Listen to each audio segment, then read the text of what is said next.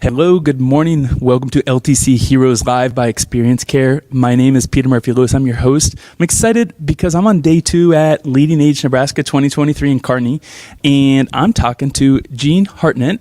She is on a radical sabbatical, and the reason I say that is because she is doing a lot of things. You're writing, you're presenting, you're consulting, and you come from long-term care. Jean, welcome to the program. Oh, thank you so much. It's so fun to be here. I follow you on LinkedIn, so I'm a little starstruck. I got to be honest.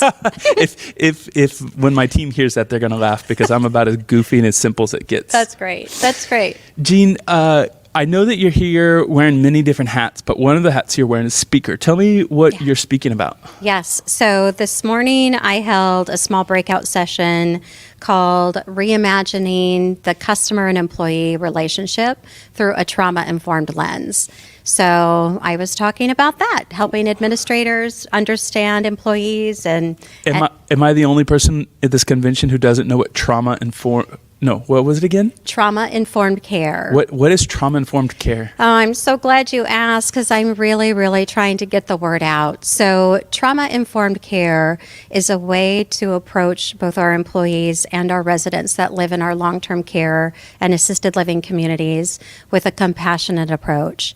It's understanding that the person you see in front of you, whether it's a resident or an employee, has deep history and has deep experiences, and sometimes those experiences could be traumatic experiences. So as a result, we in management and leadership really need to apply the lens of trauma information in order to understand the whole person. I feel enlightened and I'm really excited. I love when I learn something new and it resonates to the core, to the DNA. Yeah. And the word that stands out is you included in the definition in your description, employees or staff. And I like it because I think that we tend to think trauma is only for people that we might see on the nightly news, but we all carry around trauma. How did you get interested in this topic? Oh, that's another great question. So I have been in long-term care since 1989. I started as a certified nursing assistant at one of the most amazing places in Lincoln, Nebraska called Madonna Rehabilitation Hospital. And it was here where I fell in love with the direct caretaking of older Americans. And years later went on and got my master's in health services administration and a specialty in long-term care, and started in the management and leadership position in 2005. But Peter, I had to take a break from our profession in 2019. I was really feeling like this profession that I love so much wasn't loving me back. So I had to make a change. And so I went to Children's Hospital and Medical Center in Omaha, Nebraska, and managed their department called Care Coordination, which was comprised of 80 social workers and nurse case managers. And it was there that I learned about childhood trauma. And so you're bringing over something that we think of as acute, and obviously it applies here. Yeah. I think I wanna pause. I want to go to your aha moment when you had the same reaction that I'm having, and you started to line up the dots and be like, oh, this is affecting other areas, even though we're not thinking about it yet. Tell me that aha moment. Do you remember where you were? Was it a book? Was it thinking back on some historical moment where either you on a team didn't know how to communicate because of trauma? Tell me. It was all of that, actually. I feel like we've known each other forever, even though we're just meeting. But essentially, there were two dots that I was connecting. So in the nursing home environment right now, the Centers for Medicare and Medicaid Services is requiring that long-term care facilities become trauma-informed. And many leaders look at that regulation and go, I don't have a clue on how to do it. I was one of those leaders. Then I went to Children's Hospital and Medical Center and learned about ACEs. Are you familiar with ACEs? Please tell me. Okay. So ACEs stands for Adverse Childhood Experiences. And an internal medicine physician in 1998 discovered that there are 10 categories of childhood adversity that directly impact chronicity and the health of adults if it goes unhealed. So such things as child abuse, child neglect, having a family member that's incarcerated, or domestic violence against your mother, all of these are aspects of what is called ACEs. And so he studied about 7,100 half men, half women individuals in 1998, and found that these 10 adversities existed in their childhood, which then led to poor health outcomes. So fast forward a little bit now, how did you bring that into long-term care? Because I imagine, if you said you're running into peers and they don't know what to do, right? We have a lot of work to do. We do. We absolutely do. So my team at Children's, let me go back there for a moment. My team of social workers conducted an ACEs assessment on the children that admitted to our hospital. And so we would know what is happening from an adversity standpoint so we could build a social and psychosocial care plan around them. And I will never forget, Peter, going back to my office, you talk about that aha moment. I literally threw my notebook on my desk and was like, why are we doing this in senior care? Why don't we have an ACEs-like an assessment attached to the minimum data set or the MDS that can really tell us what's happening with our older adults? I love it. The first thing that I thought of is a question about how hard is it to do a test when it's probably somewhere between 65 and 80 years after when that trauma occurred. Is it really hard to identify? Oh, it is. I think it's hard to identify specifically what adversity the older adult might be working out. But I have to tell you, in my career as a certified nursing assistant and then later as an administrator, that I remember being around a lot of individuals that were at their end of life. And we on the care team would stand around their beds and really see these signs of pain. And we immediately thought, well, their hip is probably hurting, or, whatever type of physical pain they might be enduring, we've got to treat from a medicine perspective. But now that I'm trauma informed, I have to ask myself, was that truly physical pain, or is this some emotional pain that people are trying to work out before they pass away? And I continued to meditate on that thought. And as I was taking care of my parents towards their end of life, I thought to myself, Peter, why is it that we say rest in peace? And what I came up with is I think we say rest in peace because so few do. And when you become ACEs aware and trauma informed, you're able to allow an older adult to truly rest in peace. Are there any pieces of reading material, more popular, more colloquial, that, if my dad were listening to this, he could be like, pick that up and it could make sense, that you could direct us to a book that's influenced you? I love it. Yes. So Bessel van der Kolk wrote The Body Keeps the Score. And even though it's written largely for other psychiatrists, it's very accessible to people like you and me, people that don't have a PhD in psychology or an MD in psychiatry. It's very accessible. And boy, let me, buyer beware, let me let you know, once you pick up the book, first of all, you won't be able to put it down. But then the second is that you will not see your neighbor, your wife, your children any differently. You'll really be able to see them with a lens of compassion because they likely have experienced trauma. When you mentioned that the same thing happened to me when I discovered the book 5 Languages of Love. I started analyzing all of my negative relationships and realized how much was my fault because I wasn't able to appreciate the person in their love language. I'm certain the same thing will happen with that book.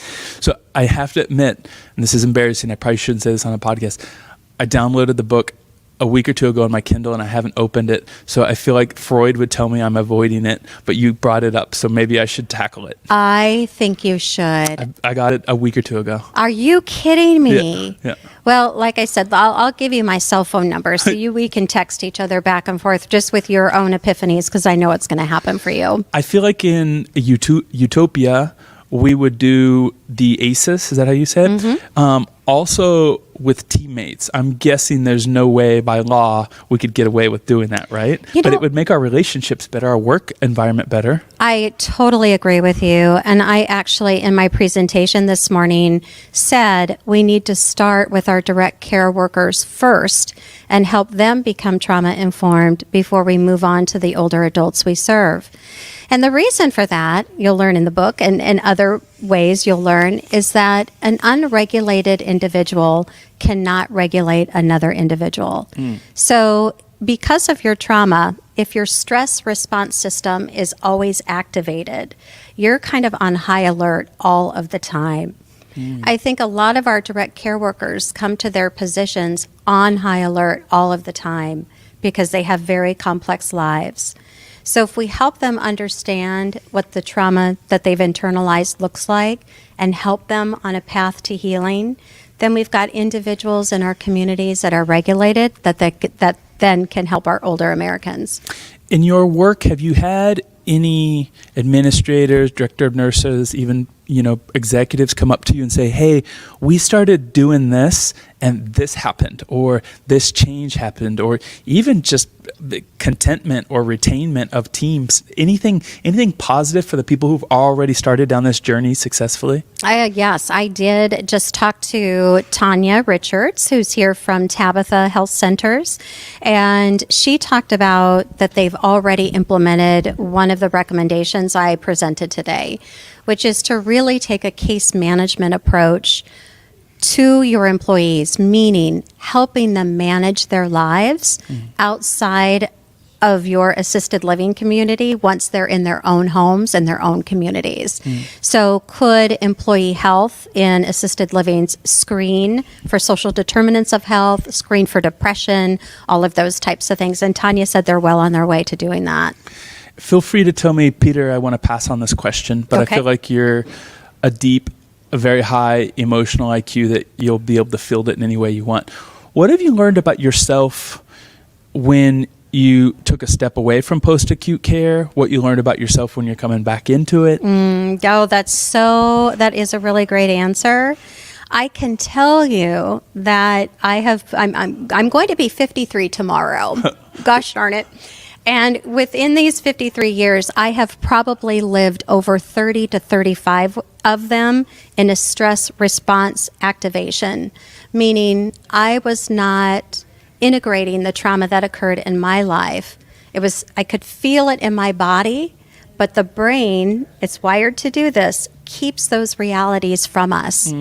And the best thing that I have ever done in my life is to become a yoga teacher trainer. And so once I started yoga, it really started connecting my brain and my body. That's beautiful. In terms of kind of where you're going to go, where your career path is going to go, where are you going to take the knowledge that you're working on, the books that you're working on? Where do you want to be 2 years from now in your role in long-term care? I think what I want to be doing is working with individual organizations. There are several organizations in Omaha that I've presented to that are interested in going on a trauma-informed care journey with me. And so that's a deep dive into trauma.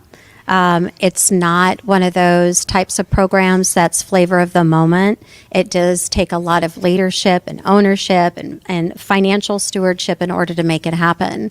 So what I'd like to do is go to communities and bring this information to them, because even though a person has a high ACEs score, and high ACEs score means they're going to have poor outcomes, ACEs is not destiny. If we're able to intervene and provide a supportive environment and healing modalities for individuals that have trauma, their whole world will change. The next question I have might be a little bit odd, but I'll explain why I'm asking it. I like to understand when someone becomes an expert in an area and starts to gather up more information, I like to understand what are the nuances that they're picking up. So the question is, what have you learned in the last 2 or 3 months about your specialty that a year ago you didn't know? Oh gosh, I think there's so much, actually. I think one of those is that healing really works. Meaning, I think we think of wellness as kind of, again, a flavor of the moment. And the way a typical organization approaches wellness is kind of the water bottle and pedometer type of wellness. But really embracing kind of the deep dive into what is healing for a person. I used to think it was just quackery. Like, no, instead I'll take an aspirin, or instead I'll have a drink of alcohol, or instead I will eat, because, eating was kind of my way to cope. And what I've learned is if I actually shift those modalities to these kind of Eastern medicine types of way of approaching health, I'll feel much better. And I wouldn't have believed that before. I have a question related to like leadership styles. And what you're specifically talking about, ACEs, is there a specific type of leadership style that you think is going to embrace this new trauma-informed care more quickly? And if so, why? I don't know. That's a very intriguing question. And I think one that I'll take away with me and kind of think about and when I'm working with communities on this path. I think intellectually, regardless of the type of leader that you are, the concepts make a lot of sense. What doesn't make sense is how do we get there? And then the third thing that is just baffling is how do we know we're there?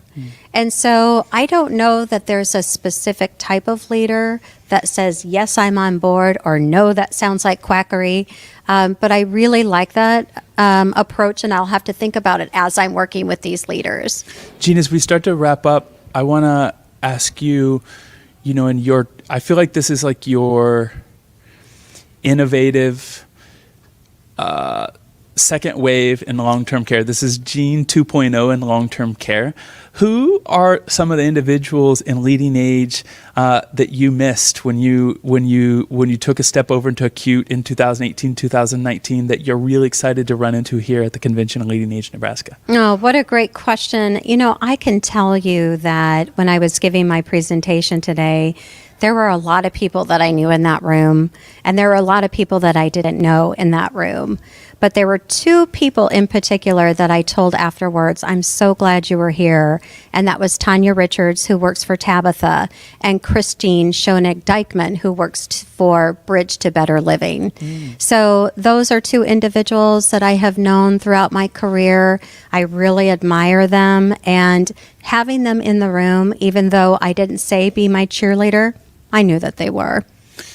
I guess for conclusion, where are you in terms of optimism with your interest of trauma-informed care in long-term care? Are you at the discovery stage where this is coming tomorrow, or are you still in an uphill battle and you think that 5 years from now you're still going to find a bunch of people like me who didn't know what you're talking about? I think the latter. I think I'm going to find a lot of people who haven't even considered this concept. But the more that I can get out there and just talk to them about it and just, the drip, drip, drip of information. I used to think I wanted to change the world. I am a bachelor's in social work person.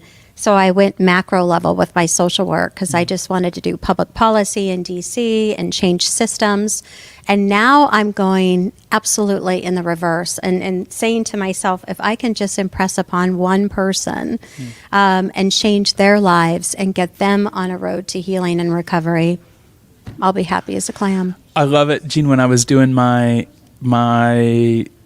was shadowing a CNA when I was becoming a CNA about 3 years ago.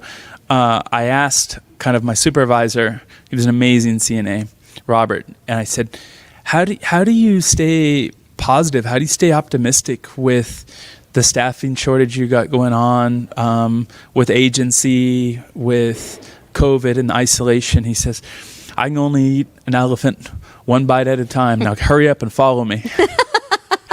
Jean, thank you so much for joining me on LTC Heroes. It was a pleasure. Thank you so much, Peter.